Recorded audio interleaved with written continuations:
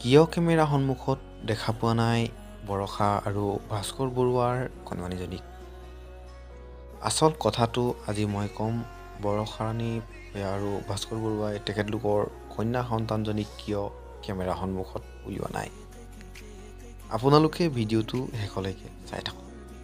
বন্ধু বান্ধৱীসকল, অসমৰ জনপ্ৰিয় অভিনেত্ৰী বৰষাৰাণী বিষয়া আৰু ভাস্কৰ বৰুৱা মাতৃ পিতৃ হ'ল। গুৱাহাটী এখন ব্যক্তিগত চিকিৎসালয়ত জন্ম দিয়ে কণমানিজনীক। বন্ধু বান্ধৱীসকল, বৰষা আৰু ভাস্কৰ বৰুৱাই তেখেতলোকৰ সন্তানক কেমেৰাৰ সন্মুখত ননাৰ কাৰণ বহুত হ'ব পাৰে। হয়তো কণমানিজনীক বেবী ৰুমত ৰাখিব পাৰে, নাইবা তেখেতলোকে গৃহপ্ৰৱেশৰ পূৰ্বে ফটো শ্বেয়াৰ নকৰিবও পাৰে। বন্ধু বান্ধৱীসকল, কাৰণ সকলোৰে এটা ব্যক্তিগত নিয়ম থাকে। অৱশেষত পুনৰবাৰ বৰষাৰাণী আৰু ভাস্কৰ বৰুৱাক নতুনকৈ হোৱা পিতৃ মাতৃৰ বাবে শুভেচ্ছা থাকিল। ধন্যবাদ।